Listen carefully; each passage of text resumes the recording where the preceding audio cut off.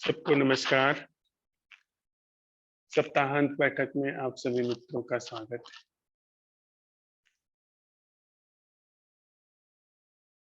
जहाँ पर मैं हूँ, ये बंगलौर का एक रेजिडेंशियल डे बोर्डिंग स्कूल है।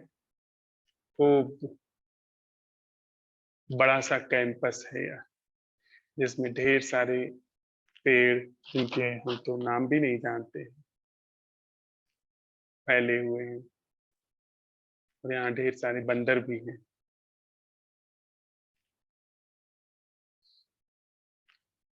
बारिश यहाँ रुक रुक करके होती ही रहती है, पर अभी धूप है। और न जाने कितने रंग के, न जाने कितने ढंग के फूल खिले हुए हैं। इसमें से चारों ओर से सब मिली जुली सी खुशबू आती है। और आप रास्तों पर चलें तो छोटी छोटी कंकर होते हैं मिट्टी के। और यहाँ जो पत्थर हैं, उनके भी कंकर हैं। उनके बीच में से आपको कीड़े, बरसाती कीड़े गुजरते हुए दिखेंगे। और इस कैंपस के भीतर से ही एक नाला बहता है। तो सदा नीरा तो नहीं कह सकते हैं, पर हाँ, थोड़ा बहुत पानी तो बारहों मास रहता है। इस समय वो खूब भर के चलता है। और पूरे कैंपस में मुझे लगता है कई सौ एकड़ का कैंपस है ये। अलग अलग पाथ बने हुए हैं। यहाँ पर कई सारे पेड़ ऐसे हैं जो हो सकता है सैकड़ों साल के हों। और ये क्षेत्र जो है वो वन विभाग की जमीन से भी जुड़ा हुआ है। तो फिर वो तो बहुत बड़ा फिर कैंपस हो जाता है।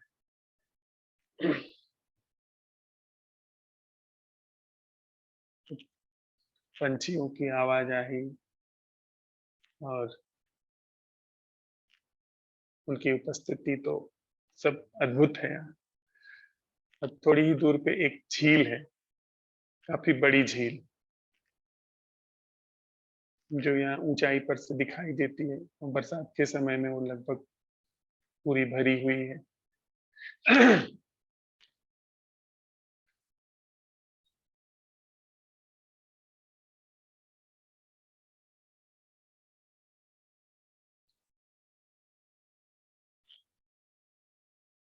हिंसा की जड़, हम लोगों ने आज संवाद के लिए यह शीर्षक अन्वेषण के लिए लिया है। इसमें प्रवेश करने से पहले एक छोटी सी कविता जो अभी कुछ ही दिन पहले आई है।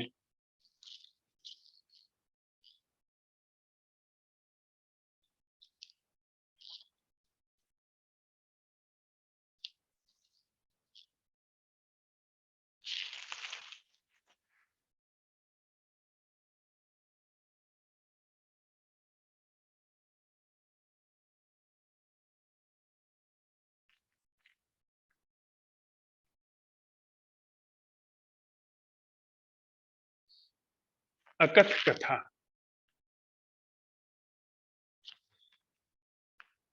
अकथ पर कथाएं घुमड़ रही। अकथ का अर्थ होता है जिसे कहना ही संभव नहीं, जो हमारे शब्दों की बागुड़ में समाता ही नहीं। अकथ पर कथाएं घुमड़ रही। कथा यानी जो नहीं है पर है, यानी जो है पर नहीं है। ये उस अकथ पर घुमड़ रही हैं जो न है न नहीं है, जो होने न होने से न्यारा है। मैं भी एक कथा हूं, जैसे आप हो। और हम सब एक दूसरे की बहुत सारी कथाओं के हिस्से हैं, जो बनते होते रहते हैं। काम कथा, राम कथा, आत्म कथा, अनात्म कथा, धर्म कथा, अधर्म कथा, बदनाम कथा, सरनाम कथा, अथ कथा, इति कथा, काल कथा, स्थान कथा, देश कथा, धर्म कथा, सत्य कथा, असत्य कथा, जीवन कथा, मृत्यु कथा, कथा कथा कथा कथा, मिलने की कथा, बिछुड़ने की कथा, प्रेम कथा, घृणा कथा, परिवार कथा, समाज कथा, दुर्भाग्य कथा, सौभाग्य कथा, वाम कथा, दाय कथा, नीति कथा, अनीति कथा, न्याय कथा, अन्याय कथा, सदाचार कथा, व्यभिचार कथा, सम्मति कथा, असम्मति कथा, कथा कथा कथा कथा कथा। कथाएं उमड़ती हैं, घुमड़ती हैं, घुलती हैं, बरसती हैं, मिटती हैं, कथा क्रम अनवरत चलता जाता, चलता जाता, चलता जाता। उकता गए कथाओं से, कथाओं को न बदलो, कथाकार का कथा से भेद समझो, कथाकार का कथा से भेद समझो, अकथ को पुकारो, असंभव प्रश्न उठाओ। अकथ ठीक वही है जहां कथा है, अकथ ठीक वही है जहां कथा है। निर्लिप्त, निर्विकार, निर्वैर जो है नहीं है नहीं से न्यारा है, वह अकथ ही है। आह, यदि यह गुन कर भी अकथ नहीं गूंजा, तो यह सब कहना सुनना भी एक कथा है।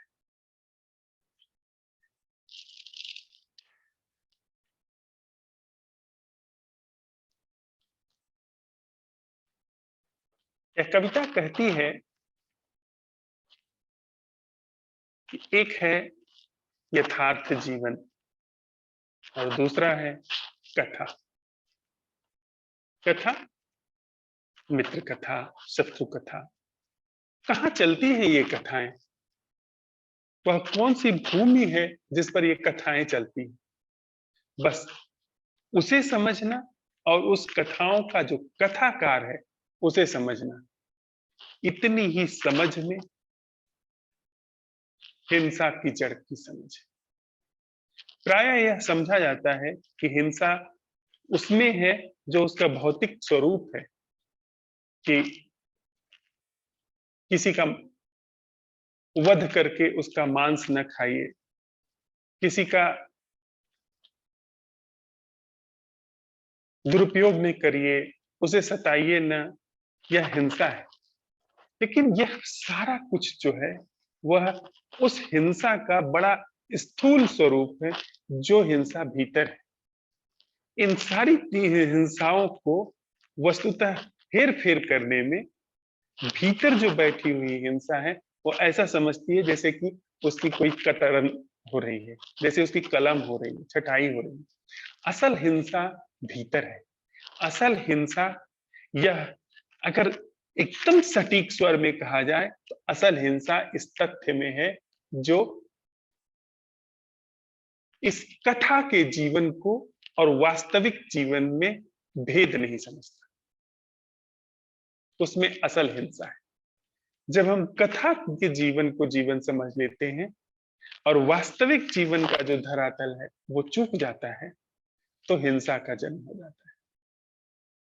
इसको हम लोग साथ साथ चलते हुए इस बैठक में समझेंगे, क्योंकि हिंसा को समझना अति महत्वपूर्ण है।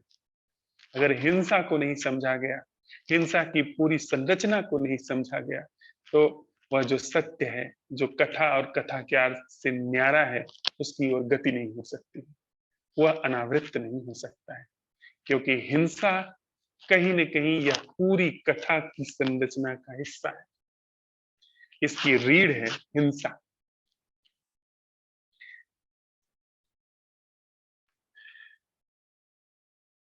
हम आप यह देख सकते हैं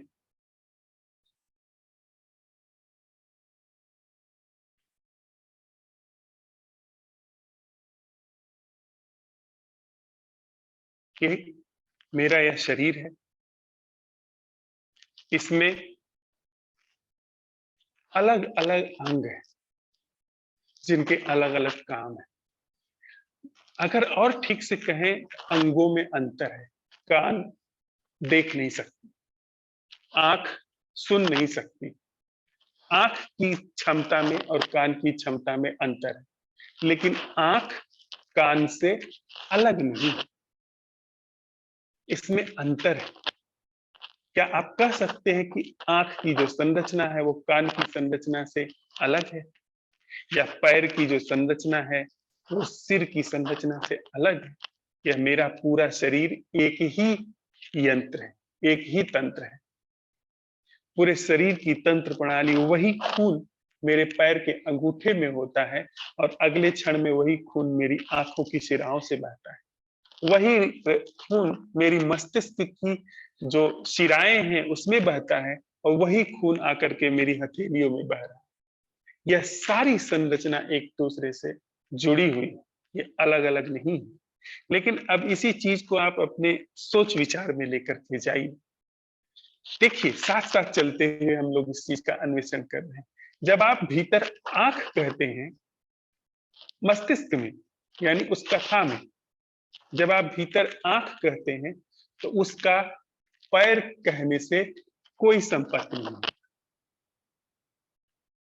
आंख की जो छवि हमारे भीतर बनती है, उस छवि का और नाक की या पैर की या मुंह की या कान की जो छवि बनती है, वह शब्द जो नाक कान आंख है, उसका आपस में कोई भी मेल मिलाप नहीं। क्यों? क्योंकि वह कथा है, वह बनावटी चीज है। और यह शरीर, यह जीवित, ये जीवित एक यंत्र है, जीवित संरचना है। इसमें अंतर है पर विभाजन नहीं। और हमारे भीतर जब हम आंख कान कहते हैं तो विभाजन होता है, उसमें आंख कान से जुड़ी नहीं रहती। देखिए, इस चीज को हम लोग परखते चले। और यही चीज कथा, यह एक वैज्ञानिक के लिए ठीक है कि जब वो आंख की किसी रोग का समझ अन्वेषण कर रहा है, जबकि अब तो ऐसा वैज्ञानिक कहने लगे हैं, डॉक्टर कहने लगे हैं कि अगर किसी विशेष अंग में कोई रोग है तो हमें पूरी शरीर की जांच करनी पड़ती है, उसे शरीर की जांच करनी चाहिए, क्योंकि हो सकता है कि जो आंखों में मुझे समझ में आ रहा है उसकी जड़ मेरे पेट में हो, उस समस्या की। इसलिए पूरे यंत्र को हमें समझना पड़ता है कि वह कैसे काम कर रहा है, क्या है। लेकिन फिर भी मुझे चोट लगी है यहाँ पर, यहाँ घाव हुआ है, तो मरहम पट्टी यहाँ सिर में नहीं होगी, उसको यहीं पे उसको उस चोट पर, घाव पर मरहम लगा के बांधा जाएगा। यहाँ यह बात ठीक मालूम पड़ती है कि यहाँ पर कौन सी दवा लगाई जाए, इस जगह पर कौन सी दवा लगाई जाए। फोड़ा हुआ है, जला है, कटा है, इसमें कौन सी औषधि ऐसी है जो ठीक से जल्दी से उसे ठीक करे। जले हुए घाव पर वह मरहम हो सकता है कि उपयुक्त न हो जो कि कटे हुए घाव पर मरहम लगता है। तो उसके लिए अलग अलग विश्लेषण करके उसकी वैसी चिकित्सा करना बिल्कुल समझ में आता है। लेकिन जहां पर जीवन बह रहा है, वहां पर जब ये विभाजन की कथा जो हमारे भीतर चल रही है वह प्रवेश करती है, हिंसा पैदा हो जाती है। आप देखिए,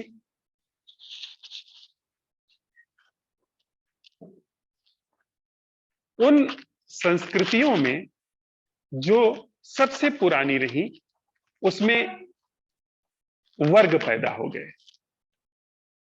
खास करके अगर हम हिंदू संस्कृति की बात करें तो इसमें वर्ग पैदा हो गया। और वर्ग बाहर की जो चीज थी, उस चीज के सापेक्ष भीतर बनाई गई एक हिंसात्मक व्यवस्था है। आप इस चीज को जरा हम लोग साथ साथ चलते हुए गौर से समझें तो हमको हिंसा की पूरी संरचना की समझ हो जाएगी। और हिंसा की संरचना समझ करके फिर हम बहुत आसानी से ध्यान में प्रवेश कर सकते। फिर हमारे लिए ध्यान बहुत ही ऐसे उठने फिर बैठने चलने फिरने जैसी चीज लग जाएगा। लेकिन अगर हम अभी समझ लेंगे तो, अब आप देखिए, मेरा नाम क है। हम जितने मित्र यहाँ पर बैठे हुए हैं, 20-25 मित्र, इन सब लोगों के बीच में अगर किसी को पुकारना है तो मुझे आप लोगों को कहना होगा कि क यह बात कहो, ख आप क्या कहते हैं। यह एक उपयोगी चीज है। लेकिन अब इस चीज को मैं यह समझ लूं कि मैं क हूं, तो यह बात फिर जो वास्तव में एक उपयोगी चीज थी वह प्रवेश कर गई मेरे साइकी में और मेरे अब मस्तिष्क का हिस्सा हो गई। अब मैं 24 घंटा अपने को क्या समझता हूं। थोड़ा और गहरे चलते हैं। एक व्यक्ति स्त्री तब है जबकि वह स्त्रियोचित उससे काम किया जाए। मेरे शरीर में अंग अलग अलग है, अंगों में अंतर है, आंख अलग है, कान अलग है, लेकिन इनका सम्यक रूप से उपयोग तब हो, इनको इनका विभाजन वर्गीकरण तब हो जबकि मुझे सुनना मात्र है, जबकि मुझे देखना मात्र है। तो फिर मैं कह सकता हूं कि मुझे ध्यान से सुनना चाहिए, कान लगा करके सुनना चाहिए। लेकिन 24 घंटा में क्यों अपने इस आंख कान नाक में विभाजन किए बैठा हूं। और यह हुआ है। हम आप किसी व्यक्ति को देखते हैं तो सबसे पहले लिंग उसका देखते हैं, तो वह स्त्री है या पुरुष है, देखते ही सही हम तय कर लेते हैं। क्यों? यह हिंसा है। किसी भी व्यक्ति को देखते ही स्त्री या पुरुष तय कर देना, जबकि स्त्री होने की अभी कोई जरूरत नहीं। कोई भी ऐसा कृत्य बच्चा पैदा करने का या वजनी सामान उठाने का हम नहीं करने जा रहे। हम क्यों देख लेते हैं कि वह स्त्री? यह मानसिक वर्गीकरण का परिणाम है। स्थायी रूप से हमारे भीतर जो वर्गीकरण की मानसिकता है उसका परिणाम। फिर मोर्चे बनते हैं, नारीवाद, पुरुषवाद, फिर उनका शोषण, फिर उनका शोषण नहीं होना चाहिए, फिर मुहिम चल रही है, वो सब चलता है। पर सबसे पहले यह वर्गीकरण होता है। इस वर्गीकरण पर कोई ध्यान नहीं देता। इस वर्गीकरण को समझना ही धर्म, कि किसी भी व्यक्ति को मैं पहचानता क्यों हूं, अलग क्यों करके पहचानता हूं, उसको एक विशेष दायरे में करके क्यों पहचानता हूं। उसको वस्तुतः दायरे में करके पहचानने में मैं अपने को एक विशेष दायरे में कह देता हूं। जब आप किसी को स्त्री कह करके देखते हैं, अचेतन में ही देखते, आप पुरुष हो जाते हैं। या आप स्त्री करके देखते हैं, आप कहते हैं कि यह मेरे ही वर्ग का है। और बाहर आ जाइए, जातियां हैं, ब्राह्मण, क्षत्रिय, वैश्य, शूद्र, या संगठित धर्म है, हिंदू, मुसलमान, सिख, ईसाई, पारसी, यहूदी, ये सारे धर्म हैं। आप वर्गीकरण करके देखते हो, जानना चाहते हो कि हिंदू है कि मुस्लिम। क्यों? क्योंकि बिना वर्गीकरण किए हम अपने को कहीं कुछ नहीं पाते। और हमने जो जीवन अपना समझा है वो इसी में समझा है कि मैं कुछ हूं। कथाओं में जो कथा चल रही है उसमें अब आप देखिए, साथ साथ चलते हुए हम लोग समझ रहे हैं। एक व्यक्ति वेद पाठ कर रहा है, उसको पढ़ने लिखने में रुचि है। दूसरा व्यक्ति चर्म कर्म कर रहा है, उसको जूते सिलने में मजा आता है। वह 24 घंटे न वह जूते सिलता है, और जूते सिलते के समय ही वह सिर्फ जूते सिलने के ही कर्म का व्यक्ति नहीं होता है। उसके अंदर मेधा है, उसके अंदर हृदय है, उसके अंदर हाथ पांव है, उसके जीवन का एक हिस्सा है जो कि जूते सिलता है। ठीक है, उसको आप चर्मकार कह लीजिए, लेकिन उतनी ही देर तक के लिए वह चर्मकार है। और कोई व्यक्ति जो पढ़ने लिखने में रुचि रखता है, वह उतनी देर तक, जितनी देर तक वह पढ़ लिख रहा है, या उतने तल तक जहां पर पढ़ाई लिखाई चल रही है, वह ब्राह्मण है। लेकिन हमारे अंदर यह कथा में क्या निर्मित हुआ कि कोई व्यक्ति स्थायी रूप से ब्राह्मण, कोई व्यक्ति स्थायी रूप से चर्मकार है। कोई व्यक्ति अगर लड़ भिड़ रहा है तो वो अस्थायी रूप से वो क्षत्रिय हो गया। कोई व्यक्ति यदि व्यवसाय कर रहा है तो अस्थायी रूप से वो वैश्य हो गया। स्थायी रूप से क्या हुआ, जो वैश्य कर्म है, मात्र वह वैश्य कर्म ही वह व्यक्ति है। उस वैश्य कर्म के अतिरिक्त तो वह कुछ नहीं है। जब वह वैश्य कर्म कर रहा है, जब वह लेन देन का काम कर रहा है, तब वह वैश्य है। उसके अतिरिक्त वह वैश्य नहीं है। और उसमें उसको एक विशेष संबोधन देना, जब वह काम कर रहा है तब उसके लिए एक कुशलता होना, उसमें एक जितना अधिक से अधिक वो चीजों को ठीक तरीके से दूसरी जगहों से ला करके हमारे सामने प्रस्तुत कर सके, उतने में वह ठीक है। लेकिन वह अपने को समझे कि मैं मात्र वैश्य हूं, मैं मात्र ब्राह्मण हूं, तो ये वर्गीकरण हो गया। मैं मात्र क्षत्रिय हूं या मैं मात्र चर्मकार हूं, तो फिर ये वर्गीकरण हो गया। अब यह मैं क्षत्रिय या मैं यह ब्राह्मण या मैं यह चर्मकार या दूसरा चर्मकार या क्षत्रिय या ब्राह्मण, ये जीवन भर बना रहना, यह जीवन भर बने रहना कथा में, गाथा में। वह चर्म कर्म कि कुछ क्षण का है और जीवन के एक विशेष तल का है। वह चर्म कर्म एक हिस्सा है और वह मारपीट का कर्म, सुरक्षा का कर्म, वह एक हिस्सा है। लेकिन वह जब प्रवेश कर गया, वह कृत्य जब सोच विचार के दायरे में प्रवेश कर गया, तो इसका मतलब फिर वह पूरे जीवन भर के लिए क्षत्रिय हो गया। भारत एक देश है, अमेरिका एक देश है। अमेरिका और भारत में हो सकता है वहां पर कुछ चीजें ऐसी हो जो यहां ना हो, यहां कुछ चीजें हो वहां ना हो, तो आपस में एक व्यापार हो सकता है। उसके लिए एक प्रबंध तंत्र चाहिए, उसके लिए एक सरकार चाहिए। लेकिन आप देखिए, जब वह प्रबंध हो रहा है, जब वह सारी चीजें बन रही हैं, एक संगठन है, उसके अतिरिक्त भारत जैसी कोई चीज नहीं, उसके अतिरिक्त अमेरिका जैसी कोई चीज नहीं।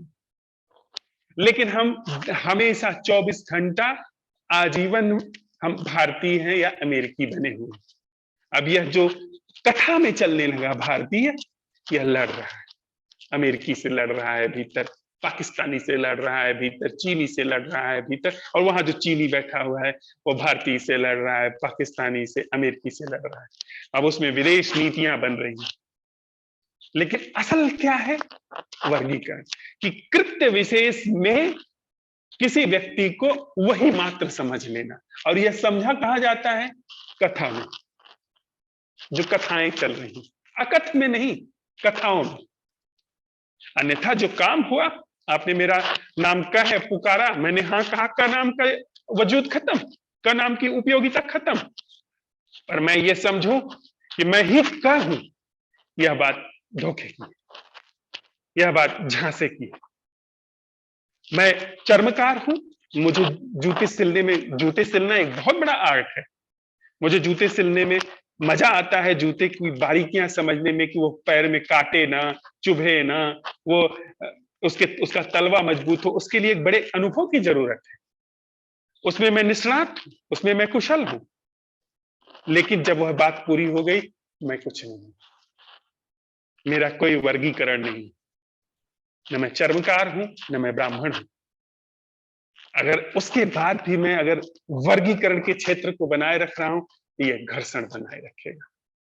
उसके बाद मैंने अगर चर्म कर्म से अपनी आइडेंटिटी बनाई, तो मैं लड़ने के लिए बाध्य हूं, तो मैं घर्षण के लिए बाध्य हूं। यह बात सदा से होती रही कि वर्ग बने जो पुरानी संस्कृतियां थी। पुरानी संस्कृतियों ने धीरे धीरे वर्ग को महत्व देना शुरू कर दिया।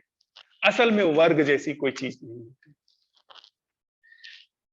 मुझे प्रार्थना करना अच्छा लगता है, किसी को ध्यान करना अच्छा लगता है, किसी को निराकार अच्छा लगता है, किसी को साकार अच्छा लगता है।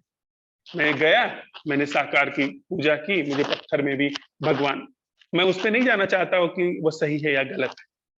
और मुझे निराकार की चीजें अच्छी लगती, वहां गया, मैंने अपनी अपनी प्रार्थना की और बाहर आया। जब प्रार्थना पूरी हो गई, पूजा पूरी हो गई, बात खत्म हो गई। उसके बाद मैं हिंदू और मुसलमान क्यों हूं? उसके बाद मेरी पहचान हिंदू या मुसलमान होने की क्यों है? और हिंदू और मुसलमान होने की पहचान है घर्षण होगा। मेरी कोई भी पहचान है, मेरा कोई भी अलग थलग पहचान का होना है जो कि कथाओं के जगत में है, घर्षण होगा। मैं लड़ने के लिए बाध्य हूं, मैं टकराने के लिए बाध्य हूं। सिर्फ वही नहीं टकराता है जिसके भीतर कोई पहचान अपनी नहीं होती। अपने संदर्भ में वो किसी भी वर्ग में, और वर्गों का जो सुझाव है, वर्गों का सम्मोहन है, चारों तरफ से दिया जा रहा है। तुम अमीर हो, धन पास है, मैं अमीर नहीं हूं। धन बैंक में पड़ा हुआ है, पर मैं कैसे अमीर हो गया? धन नहीं है, पर मैं कैसे गरीब हो गया? शरीर मेरा बूढ़ा है पर मैं बूढ़ा नहीं। मुझे बूढ़े की कैटेगरी में, हाँ, जहां पर एक युवा काम कर सकता है वह मैं नहीं कर सकता। मैं स्त्री हूं, जो पुरुष कर सकता है काम वह मैं नहीं कर सकता। लेकिन वर्गीकरण क्यों? जहां आंख की जरूरत है आंख काम कर जाए, कान की जरूरत है काम काम कर जाए। जो कान का काम है वो पैर नहीं कर सकता, जो पैर का काम है कान नहीं कर सकता। लेकिन विभाजन क्यों? विभाजन होता है मस्तिष्क में, विभाजन होता है मन में, बुद्धि में विभाजन होता है। देखिए, जब हम कान कहते हैं, जब पैर कहते हैं, तो भीतर जो हमारे हमारे मन में कान और पैर शब्द हैं, उसमें आपस में कोई जोड़ नहीं, वे सब अलग अलग है। उनमें कोई रक्त की धार कान से और पैर में नहीं बहती, पर वास्तविक जो पैर है, जिसका नाम पैर दिया गया है, उससे कान के बीच में रक्त की धार बहती है। उसके और उसके बीच में नाड़ियां फैली हुई है, हड्डी फैली हुई है। वह भोजन जो पेट में पचता है, वह बिना भेदभाव किए कान को भी जीवन पहुंचाता है, पोषण पहुंचाता है, पैर को भी पहुंचाता है। यह प्रकृति का नैसर्गिक स्वभाव है। लेकिन इसी चीज को जब हम बुद्धि में ले जाते हैं, विभाजन पैदा हो जाता है। और विभाजन बाह्य तल पर तो समझ में आता है कि अलग अलग चीजों करके देखी समझी जाए, पर जीवन के क्षेत्र में जब यह विभाजन है तो हिंसा का मूल है। हम लोगों ने इस कहानी को, इस संस्मरण को बार बार समझा है, पर प्रासंगिक है, इसलिए यहाँ पर हमारा ले लेना उचित होगा। एक महिला कृष्णमूर्ति जी के पास गई और उनसे पूछा उसने कि मैं योगा करना चाहती हूँ, क्या योगा करने के लिए मांसाहार छोड़ना जरूरी है? अमेरिका की बात है। उन्होंने कहा कि उस पर पीछे बात कर लेंगे। आप यह बताइए, अमेरिका कैसा देश है और इस देश के नागरिक होने के कारण आपको क्या कहना है? उन्होंने कहा, अरे अमेरिका दुनिया का महानतम देश है, जिसने पूरी दुनिया पर प्रभुत्व स्थापित किया है। यहाँ की सैन्य शक्ति, यहाँ का जो बाजार है, यहाँ का जो विकास है, उसके सामने अभी दूसरे देशों को पहुंचने में न जाने कितने युग लगेंगे, और तब तक हमारा देश कहाँ आगे जाएगा, वगैरह वगैरह जो बातें कही जाती हैं। और मुझे गर्व है मैं अमेरिकी।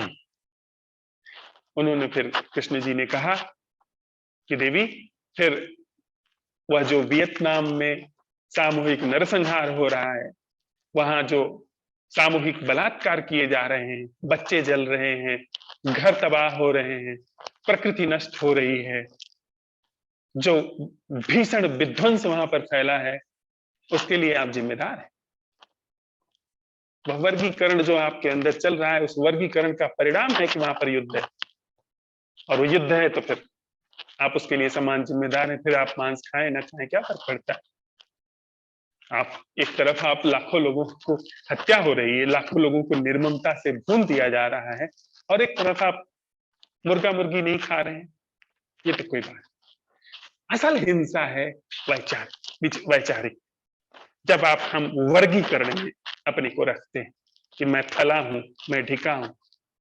उन्हीं के जीवन का एक और संस्मरण ऐसा है जो कि अक्सर जो मित्र हैं आपस में चर्चा करते हैं, पुराने लोग हैं, ऐसे संस्मरण सुनाते हैं। यहाँ आने के बाद प्रोफेसर कृष्णा यहाँ पर हैं, तो उन्होंने भी कुछ संस्मरण सुनाए, और पुराने लोग आए थे, उन लोगों ने संस्मरण सुनाए। ऐसे ही एक संस्मरण मैंने और सुना है कि उन्हीं से पूछा गया एक बार कि सर, आप शाकाहारी हैं या मांसाहारी? उन्होंने ये कहा कि मैं मांस तो नहीं खाता हूं, पर मैं शाकाहारी हूं। शाकाहारी होना वर्ग है, इन कोट्स। जब आप शाकाहारी कहते हो तो आप 24 घंटे के लिए शाकाहारी अपने को समझ रहे हैं। तो शाकाहार का वर्ग 24 घंटे आपको शाकाहार की श्रेणी में रखे हुए हैं। लेकिन वह जो वास्तविक शाक का आहार, निरामिष भोजन है, वह तो बस एक कृत्य है कि आपने एक चीज नहीं खाई जो कि आप नहीं खाना चाहते, जो आपकी संवेदना कहती है नहीं, किसी की हत्या करके खाना ठीक नहीं है। लेकिन आप शाकाहारी 24 घंटा बने रह सकते हैं, मांसाहारी आप 24 घंटा बने रह सकते हैं, वो खोपड़ी की बात है। अवास्तविक चीज हमेशा बनी रह सकती है। देखिए ना, सिकंदर को मेरे 2000 2500 साल हो गया, पर अभी भी सिकंदर बने हुए हैं, क्योंकि वो अवास्तविक है। अवास्तविक चीजें बनी रहेंगी, अवास्तविक चीजें जीवन भर चलती रहेंगी, और अवास्तविक चीजें हिंसा को जन्म देती हैं। असल हिंसा यह है, इस बात को समझ लें कि हिंसा की मूल जड़ है वर्गीकरण, विभाजन, भेद, अपने को कुछ समझना, मैं कुछ हूं। जो व्यक्ति यह कहता है कि मैं सांसारिक नहीं हूं, मैं सन्यासी हूं, वो हिंसा में। जिसने अपने को एक विशेष वर्ग में घोषित किया, वो हिंसा को बल दे रहा है। इसको भी हम लोग साथ साथ देखते समझते चले। असल हिंसा का जो सूत्रपात होता है वो वहां से होता है जहां पर मैं का जन्म होता है। जो सबसे गहरी जड़ है, जो सबसे गहरा वर्गीकरण है, वो है मैं और तुम। मैं और आप अलग अलग हैं, ये हिंसा का सबसे गहरा तल है। मैं आपसे अलग हूं, घर्षण होगा। हम फिर एक दूसरे से मैनेज कर सकते हैं, सहमत हो सकते हैं, असहमत हो सकते हैं, पर मूल जड़ जो है हमारे बीच बीच में हिंसा की, वह है हमारा अलग होना। तो कभी तभी तो ना बड़े से बड़े गहरे से गहरे शत्रु मित्र हो जाते हैं, और गहरे से गहरे मित्र जो एक ही दांत की रोटी खाते हैं, वे शत्रु हो जाते हैं। क्यों? क्योंकि वो भेद जो है मैं और तू का बना हुआ है, और हिंसा का बीज वहां पर है। अलग हो जाते हैं, और कभी कभी जितने गहरे मित्र होते हैं उतने ही गहरे शत्रु सिद्ध होते हैं, उतने ही उनके बीच में वैर होता है। तो यह चीज हम लोग साथ साथ देखते चल रहे हैं कि वस्तुतः हिंसा का मूल है वर्गीकरण, अपने को किसी दायरे विशेष में सिद्ध कर देना। वह दायरा विशेष चाहे जो हो, चाहे वो बुद्ध पुरुष का हो और चाहे वो बुद्धू का, जो किसी भी श्रेणी में अपने को रख रहा है, वह अभी भी हिंसा के क्षेत्र में।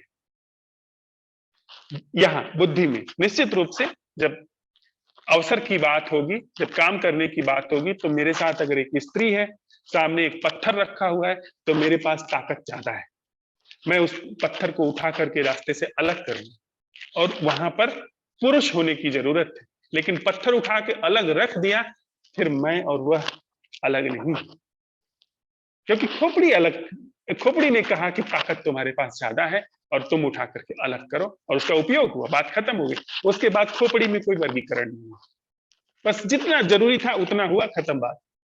24 घंटे चलने वाला कोई वर्गीकरण नहीं। स्त्री ही बच्चा पैदा कर सकती है, उसके पास ही कोख है, लेकिन वो 24 घंटा स्त्री नहीं। जब वो गर्भ अपने अंदर रख रही है, तब वह मात्र स्त्री है, अन्यथा वहां पर सिर्फ जीवन है, वहां पर सिर्फ मानव है, इंसान है। वह वर्गीकरण है जिसने हमको हमको आपको बांटा है। फिर आप जो भी करिए, वह सब वर्गीकरण को पुष्ट करता है। चाहे आप सामाजिक सेवा करिए, और चाहे आप जैसे अब तक चलता रह रहा है वैसे काम करिए, चाहे आप नारी सुधार आंदोलन चलाइए कि उनका शोषण हुआ है, और चाहे आप जो भी करिए, आपके भीतर अगर वह वर्गीकरण है, तो वह वर्गीकरण उसी हिंसा को मजबूत कर रहा है जो मैं और तू के बीच में है। मूल को आपने अपने को नारीवाद से सम्मोहित कर रखा है, किसी ने अपने को पुरुषवाद से, आपने अपने को हिंदूवाद से सम्मोहित कर रखा है, किसी ने अपने को मुस्लिमवाद से, मुस्लिम सम्मोहन, हिंदू सम्मोहन, ये सब। असल जो चीज है वर्गीकरण। थोड़ा और हिंसा के एक दूसरे स्वरूप को भी समझ चलते हैं, जो कि प्रायः हमारे ख्याल में नहीं आता है। हम सब लोगों को जो थोड़ा संवेदनशील है, उनको ये दिखाई पड़ता है कि पशुओं के साथ हिंसा ठीक नहीं। मांस खाना अनुचित बात है, मांस नहीं खाना चाहिए, किसी का वध करके खाना ठीक नहीं। लेकिन धीरे धीरे वो जो पुराना पैटर्न है हमारा, वो हिंसा अपने अंदर जन्म दे देता है। हम कहते हैं वो हिंसा क्यों कर रहा है, मांसाहार नहीं होना चाहिए, शाकाहार होना चाहिए। अब यह जो चीज है शाकाहार, हमारे भीतर उसने मोर्चा खड़ा कर दिया, और यह मोर्चा सबसे पहले अपने अंदर जलाता है। हम क्रोधित होते हैं, हम चिढ़ते हैं, हम गालियां बकते हैं, हम अपमानित करते हैं, तो हिंसा है। वस्तुतः स्थूल हिंसा को खत्म करने में हम हो सफल हुए नहीं हुए, हमने सूक्ष्म हिंसा भीतर पैदा कर दी। जो असली चीज इसमें समझने जैसी है, हिंसा की वजह से जो हमारे जीवन में नुकसान होता है, उसको थोड़ा सा समझ लिया जाए। यह बात ऐसे समझ में नहीं आएगी। ऐसे तो आप कहेंगे, तो कोई भी व्यक्ति जो मांसाहारी है वो कहेगा कि आप दही खाते हैं, दही में सब कीड़े हैं, उसमें जीवाणु है। आप जो शाक खाते हैं उसमें भी जीवन है। रमन प्रभाव में सीवी रमन ने यह सिद्ध कर दिया है कि पंछी जैसे घबराते हैं, इंसान जैसे घबराता है, वैसे ही वनस्पतियां भी घबराती हैं, वो भी डरती हैं, वो भी हर्षित होती हैं। तो आप जो शाक खा रहे हो, जो आलू खा रहे हो, उसमें भी जीवन है। और कहीं न कहीं यह बात सच है। वस्तुतः यह बात नहीं है हिंसा के क्षेत्र में, बल्कि जैसे हम जी रहे हैं, इसमें तो जो जितना मांस खाएगा उतना ही बलिष्ठ होगा, उतना ही ताकतवर होगा। वह बात नहीं है हिंसा का नुकसान। हिंसा का अलग जो सबसे बड़ा नुकसान है वह आत्म जागरण है। हिंसा का जो सबसे बड़ा नुकसान है, ऐसे जीवन के अन्वेषण में बाधक है, यह है मांसाहार, हिंसा, जो करुणा का है, जो मुदिता का है, जो मैत्री का जीवन है, जो जीवन जागरण का है, उसमें हिंसा बाधा है। उसमें जितनी जीवंत चीज आप खाएंगे उतनी ही स्वादिष्ट होगी, लेकिन उतना ही जागरण में आपको वहां पर एक धुंध छाती चली जाएगी। इंसान का मांस सबसे ज्यादा स्वादिष्ट माना जाता है। आप अगर गूगल करें तो जो सबसे स्वादिष्ट मांसों की श्रेणी है उसमें इंसान का मांस भी है।